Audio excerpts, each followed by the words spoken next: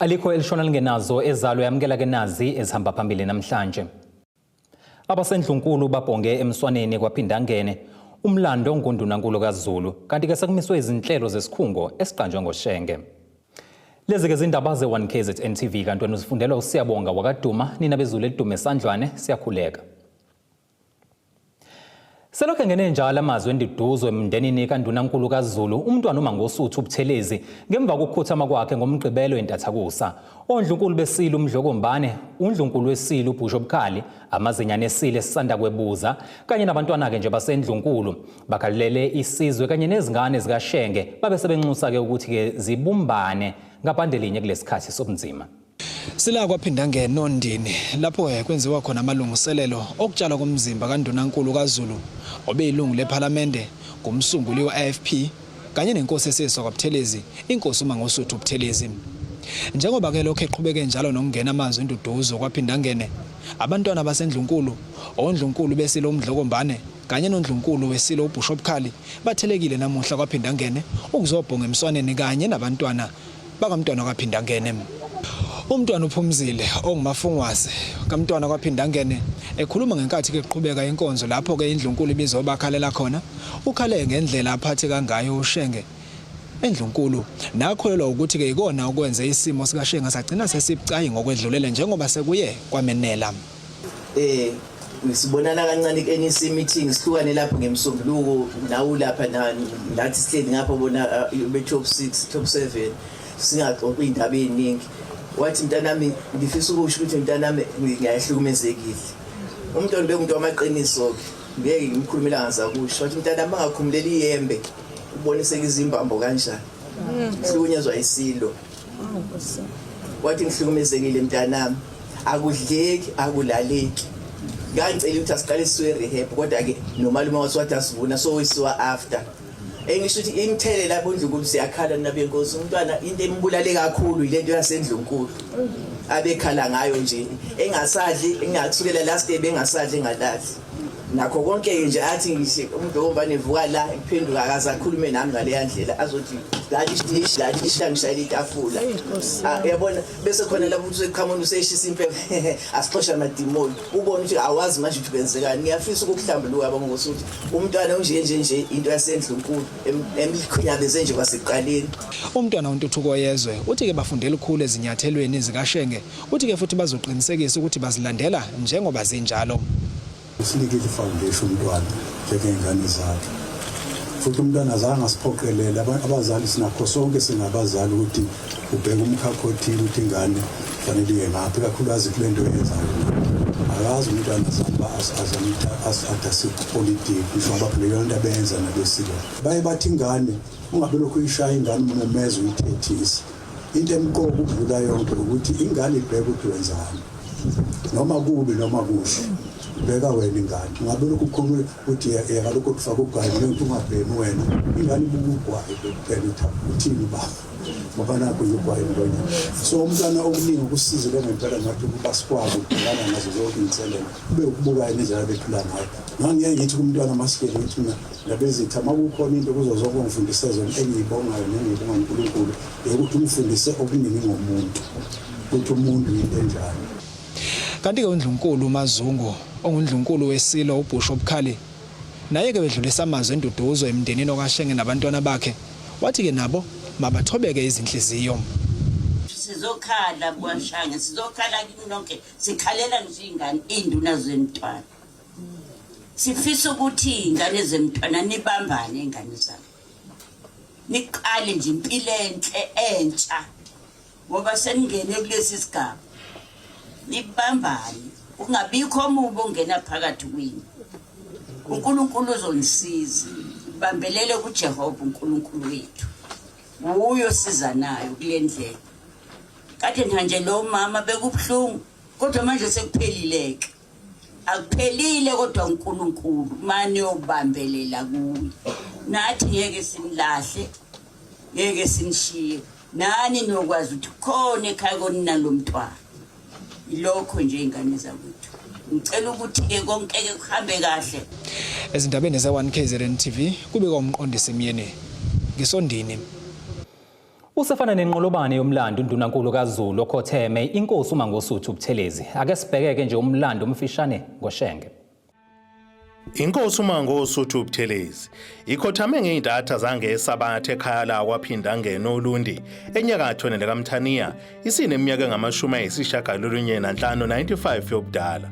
Ushenge uyakwelamathongo nje ubesanda kudedelwa esibhedlela lapho belashwa khona. Ushenge uzalwe ngonyanga kaMfumfu mhla zingama-27 kunyaka u-1928 ezalelwe emahlabathini oLundi kwaZulu Natal. Abazali bakhe kwakuyinkosi uMathole Buthelezi nomntwana uMagogo kaDinuzulu ongowasendlunkulu kaZulu. Ushenge uqala ukufunda eMpumalanga ePrimary eMahashini kwaNongoma kusukela ngonyaka u-1933 kuya kunyaka u-1943 wabe sedlulele eAdams College eManzimtoti kusukela ngonyaka u-1944 kuya kunyaka u-1947. Ufunde ke-University of Fort Hare ngonyaka u-1948 kuya kunyaka u-1950. Ngonyaka u-1953 inkosi uButhelezi yabe siyithatha isihlalo sobukhosi esashiwa nguyise. Ushenge uke waba kumeluleki kwababhali befilimu yomlando ngempi yasesandlwana kanti walingisa indawo yesilucetshwayo kaMpande kuyona. Umsebenzi wokuba ke uNdunankulu kaZulu mdala kushenge. Usukela kokhokho bakhe njengoba umnyamana kaNqengelele wakaButhelezi wayenguNdunankulu wesilo ucetshwayo kaMpande edidiyela namabutho aso. Inkosi uMathole ezala yena uShenge yayiwuNdunankulu wesilo uSolomon kaDinuzulu. Ngonyaka u-1954 isilo uBhekuzulu kaSolomon wabeka yena uShenge njengoNdunankulu kaZulu. Kutheke belu noma sengenisilo kuZwelithini kaBhekuzulu waqhubeka nomsebenzi wakhe uShenge wokuba uNdunankulu kaZulu. Inkosi uButhelezi ibichanguzelelwe uNdlunkulu Irene uMamzila Buthelezi ongasekho emhlabeni. Ushenge uke waba ngungqongqoshe umnyango wezasekhaya phakathi konyaka u-1994 no-2004. Uyilungu lePhalamende ecishe kelidala kunawo wonke kuleli laseNingizimu Afrika. Kanti wayekabambe njengomengameli wezwe uma ngabe uDkt Nelson Rolihlahla Mandela ongasekhona emhlabeni uma ngabe engekho kulelizwe. uButhelezi uke wahola kuhulumeni wakwaZulu kusukela ngo-1975 kwaze kwaba u-1994 ngesikhathi sekungena kumbuso wentando yeningi ezweni. Ushenge ubethathwa njengoqweqwe lomholi ke onohlonze kanti wayekhona nasengxoxweni zeCodesa lapho kwakuboniswana khona ngoguquko lwaseNingizimu Afrika. Uhole ke-IFP kusukela kisungulwa kwaze kwaba u-2019 lapho kukhethwe khona kumholi omusha uMnumzana uVelenkosi Nhlabisa engqungqutheleni ekade banje Londini. Ngesikhathi ebeka phansi izintambo zokuhola i-IFP kwanqunywa ukuthi kabizwe ngomengameli wokuhlonishwa. I-IFP yathi kwenza lokhu ngenhloso yokumhlonipha ngeqhaza lakhe eqenjini evuka nalo. Usondelane kakhulu ke nesile sakhothama uZwelithini kaBhekuzulu uMdlokombane Vukudla amadoda kanti uphinde wasondelana nesilo uMisuzulu kaZwelithini njengoba ebambe likhulu iqhaza kusukela kwimbangi yangaphakathi eNdlunkulu uqinisekisa ukuthi isilo uMisuzulu kaZwelithini sigcina sihlale ngokupheleleyo kusona isihlalo sokuhola isizwe samaZulu. Umntwana kaphinda ngene ushiyeke emhlabeni abantwana uZuzifa usibuyiselwe nomntwana uPhumzile. Kanti ke impabazana emahaqa izotshalwa ngoLwesihlanu Ondini. Ezindabeni ze1KZNTV nginguphilane kaMzimba uyidelile bafokazana wakaCebekhulu. Iziphathimandla zesikhungo semfundo ephakeme iMangosuthu University of Technology esizinze eMlazi eThekwini sesimise zonke izinhlelo zale nyuvesi ebezikhona ukuhlonipha inkosi uMangosuthu Buthelezi nodlule emhlabeni ngomgqibelo emva kokugula. Lokhu kuvele kwisithangami sabezindaba ebesibanjele eThekwini namhlanje. Namhlanje usuku lwesithathu lokwazwakala indaba ezidumazayo eNingizimu Afrika esifundazwe kwaZulu Natal sisemanzini zokudlula emhlabeni kwenkosi uMangosuthu Buthelezi. Isikhungo semfundo ephakeme kwiMangosuthu University of Technology esizinze eMlazi sibambe isithangami sabezindaba lapho sochaza kakhona ngabanzi ngeinhlelo esinazo mayelana nokudlula emhlabeni kaMntwana kaPhinda ngene. Into abayivezile yokuqala ukudumala kakhulu njengoba bekuvezile ukuthi yize bebazi ukuthi uMntwana waPhinda ngene akasaphilile kahle kanti futhi usekhulile kodwa bengakulindela ukuthi usengadlula emhlabeni. Sidangele kakhulu siwumndeni wase-MUT. Sithi emndenini woShenge ikakhulukazi abantwana abaZulu nesizukulwane sithi alwehlanga lukehlanga. Impela safisa ukuthi umphefumulo kaSokwalisa uphumule bese ukuthi naye ayinyukele endumisweni la esebenzele kangaka. On Thursday this week, we are planning to have a memorial service of the university to celebrate the life of our founder. Thursday was supposed to be a day when the SRC elections were going to be held. So those elections are going to be postponed. They will then be held after the September recess, which starts next week, Monday. Kusenjalo khona osukwini namhlanje ithemba lezindaba lihambele amahostela ahlukene khona edolobheni laseThekwini njengoba osukwini la izolo abekade enembidlange ehamba eindaweni akuzona ngenhloso yokuhlonipha umntwana. Bukele ekhaya sisehostela lakwaMashu okuwa 39 leli hostela ke kuyaziwa ke kusukela nje ngaphambilini ihostela elizindasali IFP nabo ke emva kwembiko le ebikade ivelile ngosuku langomgqibelo lokhothama kaNdunankulu kaZulu kube khona inhlela ababenazo osukwini la izolo la khona bebelihambela nje lonke bezokwalisa ukuhlonipha nokudumala mayelana nokudlula kwakhe umntwana waphinda ngene. Sinaye ke la umnumzane uDlamini okuyena nje esokhuluma naye njengoba siyazi le ndawo engesinye seyizinda futhi zayi IFP. Baba uDlamini siyakubingelela indabeni zethu ze1KZNTV. Yebo ngiyakubingelela nami. Yes. Ningelinye lama hostela la eThekwini aziwa kakhulu ngendaba ngokuthi kuyizinda sayi IFP niphinde futhi ama hostela amaningi abuye ahlonishwe ngokuthi abantu basuke besuka emakhaya and umuntu odlulile emhlabeni uNdunankulu kaZulu namabutho amaningi siwathola khona eindaweni zasema hostela. Mhlambe ukukhothama kaMntwana waphinda ngene kunina kusho ukuthini nokuthi inhlelo bebenazo izolo bekade ichaza ukuthini emphakathini. Ngasho nje umsakazi ukuthi na izolo besisho ukuthi kumuntu omkhulu kwaMashu. Mhlawumbe ngene uMashu uphathe amahostela namalokisho kwaMashu umntwana owenzayo. Lena ke nje kuyisula abasha uyithengile umntwana ngohulumela kwaZulu ngo3.4 million. Kuthi le nhlaka Kukhothama ngenqalise kuyona. Kodwa umuzi wakwaMashu izolo kucezwa kuyitradi la kwaMashu wonke sibungaza ukuthi umntwana ushile khombisa indawo yakhe le isihamba ehlele kuyona. Kanti siphinde savakashela nehostela i17 elisemlazi njengoba abahlali bakhona beveza ukuthi bazomkhumbula umntwana ngokuthi ube umholo bethanda ukuthula bathi nabo ngaphambilini ziningi izimpi bebekubhekani nazo sekunombango mayelana le hostela kodwa umntwana mase kukhulume yena bekuba nokuthula. Yiziphi ezinye zezinto njengehostela elinzimkhumbula ngazo umntwana waphinda ngene? Okokuqala yili hostela lona lele sekulona kulumsebenzi wakhe. Kune Ngolwasendlunkulu University of Technology la eduze kwethu naye umsebenzi wakhe njengoba yaqanjwa ngaye nje akhona ukuthi yaqanjwa kusukela lapha ngoba umsebenzi wakhe iqala phansi. Izinto esizokhumbula ngazo umntwana thina la phakathi 17 beke kuthuma izinto sezenzeka selinyakazi hostela noma usubona ukuthi asalala ubusuku nemini kodwa umntwana ebengakhohlwa ukuthi ethumele lo yedwa wabe eParliament ukuthi akazoza ukuthi kwenze njani einganeni zakhe besazi ukuthi hayi lo sefikile othunywa umntwana lokho bekwenzeka kuzodlula. Izinhlelo kanye nezinkonzo zokumkhumbula ziyaqhubeka ekhambeni kwesonto kude boHosbisi kwezindaba ze1KZNTV uchannel 261 ngisehostela e17 eMlazi. Nina besilwa ke sithi khulu kuqhushu yethu lohlangavezena kanjani masibuye.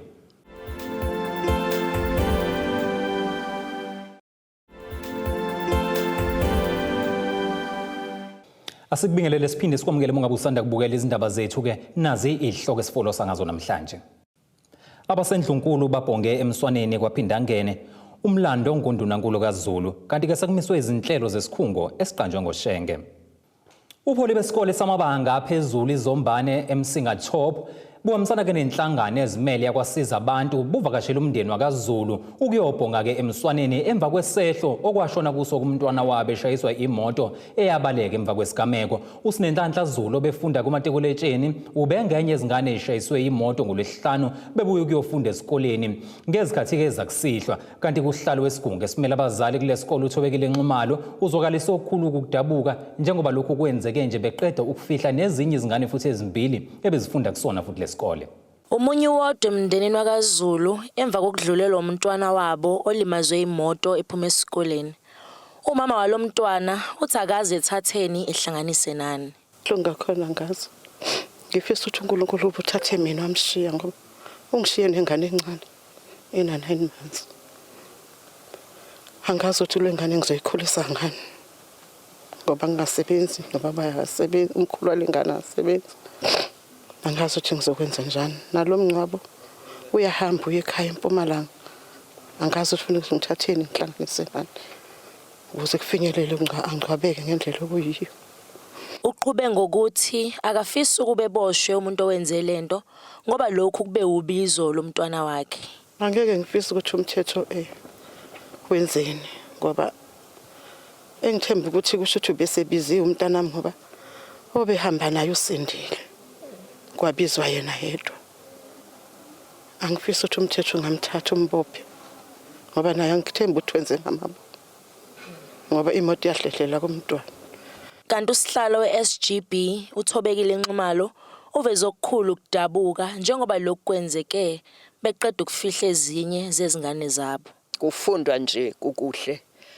Thesesizwe kwathiwa sekunabantwana ababili babafana esigodini saseNgubevu sebelimele bashonile bashayiwe ekhaya bashona.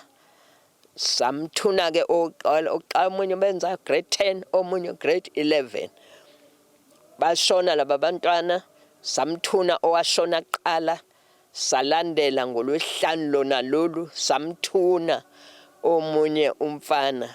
Uma kubuywa lapho sekuyahanjwa ke njengomthetho kahulumeni nomthetho wabahloli wokuthi ingane azifunde nantambama ukuze zikwazi ukuthi zifunde kahle ngoba sinawo namandla ukuthi sizise emacollege zikwazi ukuthi ziphase. Baya ke abantwana esikoleni ngolesihlanu ntambama bayofunda baphuma nje ke kwakulako 6:30 ya 7 baphuma esikoleni. Uma ke besemgwaqeni benyuka yaqhamuka imoto yabalimaza abantwana ababili. Kwasho ukuthi cha lo munye akalimalanga kakhulu. Base ke beyathathwa baphuthunyiswa esibhedlela washonela endleleni omunye umntwana.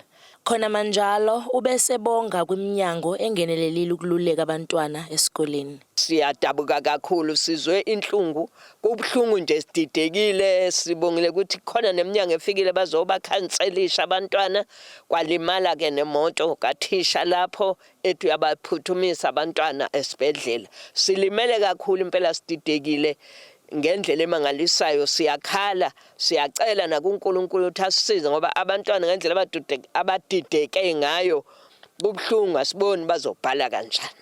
Thobeka Dladla ezindabeni ze1KZNTV ngisemsinga. Zimashele ehhovisi likaNdunankulu esifundazwe eKwaZulu-Natal izisebenzi zezikole zikahulumeni zikhala ke ngokungafezwa kwezithembiso umnyango ke wezemfundo. Laba bathi kusukela ke ngonyaka u2019 bebethenjiswe ukuthi bazokhushulelwa iholo kepha ke kuze kube manje basahola ke imali encane kakhulu. Bathi bathathe isinqumo sokumasha behambisa uhlu lwezikhalo zabo ehhovisi likaNdunankulu esifundazwe uNomusa Dube Ncube ngoba umnyango wezemfundo esifundazweni eKwaZulu-Natal awubaniki izimpendulo. Izisebenzi ezingamatorho zomnyango wezemfundo kwaZulu-Natal zithi sinzima isimo njengoba selokhu zaqala ukusebenza zihola imali encane kakhulu. Zisho kanje ngesikhathi zimashela ihhovisi likaNdunankulu wesifundazwe kwaZulu-Natal eMgungundlovu. Le mali awukwazi ukuthenga ngayo ukudla lokhu kodwa ukudla ukuthengayo ubuka isinkwa su20 isinkwa ekufanele usithenge insuku zonke unike izingane amasemishuthi zezikoleni ingane ziyagibela komalume awukwazi ngisho uapply igrant njengoba ukulomsebenzi nje lona ingane ezinye ziyafunda ingane zibheke wena kwasa wena uhluleka ngisho na ukuthenga ingubo zokugqoka nezicathulo nani ekubeni sisebenza ngezingubo zethu i-department into eyayifikisayo yathi isinikeze uniform yafika isikepisi nama jacket angabona size bethu kuphela sixhaphazeke kakhulu singama cleaners ezikoleni indaba iqalela ekutheni khathi kune covid kwaphuma khona ama post ukuthi kufuneka abantu abazoba ama cleaners ezikoleni kodwa kwakusebenza ukuthi basebenza ba-exercise ama companies sasebenza kukhona i-covid ngaleso sikhathi akekho umuntu wayevuma nelunga lomndeni wakhe wonke umuntu wayehlala endlini but ama cleaners ayeba exposed to i-covid ngoba lesikhathi wona ayisebenza ngaleyo ndlela leyo kushuthi kahlahle sasifana vele namathuluzi kahulumeni kwaqhubeka lapho kwaphuma ama post ke ayisedinga abantu abazosebenza ephuma as i-contract okwakuthiwa bazosebenza ngaphansi kwe-department so labo bantu labo leyo nto leyo yayiphume kwi-bulletin as ukuthi bazosebenza 24 months emva kwa 24 months bazowashintsha lawo ma-post benze be-permanent but into eyenzeka emva kwa 24 months kulonyaka lo othisha omkhulu baphoxeka kakhulu uma sekuphinde sekuphuma i-contract extender i-contract le esiholile 2300 owenyunyana yesisebenzi uthi bazozilwela lezi abasebenzi badinga u-permanent employment because sinabasebenzi abasebenza ngaphansi kwale department under i-program ye-EPWP behola u-2300 rands and mawuthi uya-check msasazi akekho umuntu ongakwazi ukuthi ke aphile ngalo 2300 and si-union unobuso we are saying abanikeze u-permanent because mawuchecka i-program ye-EPWP is very clear ukuthi kufanele usebenze isikhathi esingakanani udedele omunye labantu bano more than 10 years but they are earning 2300 and abaqualify nokuthi bathole ngisho ilokuzana i-minimum wage oku-4000 so we are saying as unobso i-department ayiba absorb permanently. Usibanda uthi banikeze ihhovisi likaNdunankulu izinsuku eziyisikhombisa ukuphendula. Ngokwememorandum esisayine namhlanje sinikeze i-office likaNdunankulu u7 days and naye futhi uthe mayithatha ke futhi wasinikeze assurance ukuthi nakanjani within 7 days lezi inkinga esikhala ngazo ke uzobe sesiphendulile. Le mashi yalezi zisebenzi ngeyesibili bathe yokuqala yayilibangise ihhovisi lomnyango wezemfundo KwaZulu-Natal kepha kuze kube manje abakaze bazithola izimpendulo. Izindabeni ze1KZNTV nguAyanda Dube ngisemgungundlovu. Ake siphinde futhi sisigwinya mathe sihlangabezana kanjani masibuye ekhefini.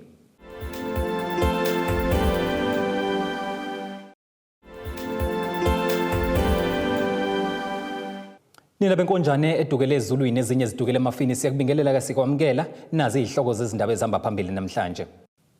Abasendlunkulu babhonge emswaneni kwaphindangene umlando ngoNdunankulu kaZulu kanti ke sekumiswe izinhlelo zesikhungo esiqanjwe ngoshenge. Ake sikubhekele engosini yezomnotho.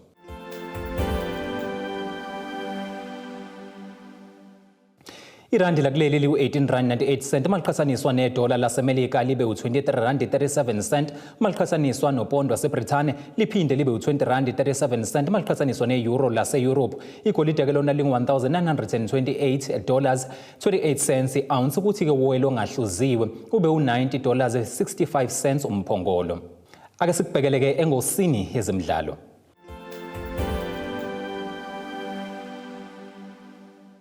Umqeqeshi wamaZulu FC esigabeni se-DStv Diski Challenge uRenilwe Letsolonyane uthi ukuthola ithuba lokudlalisa abantwana besebancane kwenza ke umsebenzi ube lula uma ke sebefike ezingeni lokuthi bangene esigabeni sokudlala emazingeni aphakeme ngoba ke phela imizimba yabo izobe isivele isiqeqeshekile ke nje nokumelana nanengcindezi yokuzilolonga. uLetsolonyane ke usho lokho ekhuluma nabezindaba ngekathi ke kuqhubeka umcimbi okuvulwa ngokusemthethweni indawo yokudlala yabantwana esikoleni ke samabanga aphansi inkonkoni kwaVMlazi eningizimu yeTheku.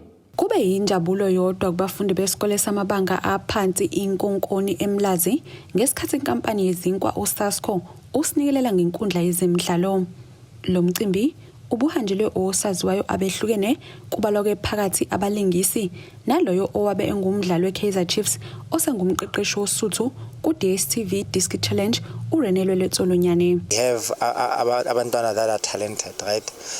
But as ngasho futhi ukuthi there's a shortage nyana yama hours that they put in playing nje as abantwana. So in general, it is very important that umntana must just play informally, so that they get a skill that that will help them.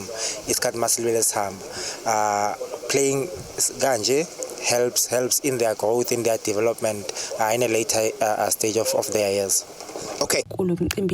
Kuphinde kwagqugquzelwa ukuziphatha kahle kwabafundi kwelokuthi abadingeki obhongoza ezikoleni abahlukumeza abanye abafundi phecelezi ibullying okudla lube ezikoleni kuleli kanti kugcina kholela ekutheni abanye abafundi banqume ukuthatha izimpilo zabo baqwashiswa ke nangesidakamizwa nokunye ke okuningi. Into engingayisho is that uzobona ingane yakho mhlambi isingasathanda ukuya esikoleni okanye mangabe kuyiwe uyise esikoleni ifuna ukuhamba nawe ifuna ukubambelela kuwe ngoba iyasaba noba khona into eyithusayo esikoleni noma emphakathini. Ngezinye izikhathi ubona ingane ibiphasa kahle ihamba kahle esikoleni ubone nje sekushintsha ingane ingasakhophi kahle eklasini noma esikoleni. Yilapho ke abazali baqala khona ukuzibuza ukuthi kazi yini eyenzekalayo kulengane. Nothisha kanjalo kumele balekelelane nabo abazali to help them uku-identify inkinga ezifana no bullying ingane ezingabe zidlula kuzo esikoleni. Lo mkhankaso walenkampani basi ke bahlose ngawo ukuthinta bashintshe impilo yabantwana abangaphezulu kwesigidi eminyakeni emibili ezayo ukusuka manje. And this is why we then realize that we need to bring back the concept of positive play, because this is where we know that children that play are more happier, they don't have time to bully others, and also in the ground you tend to learn the skills that you need that in a long run you will take with to the workplace and this is why we committed to impact more than 1 million children in the next 2 years by just building the playgrounds in schools. For NGOSHENGE.1KZNTV kubi kuntombi khona Mvubu ngiseThekwini. Ake siphinde sikubukele isimo sezulu esingalindeleka.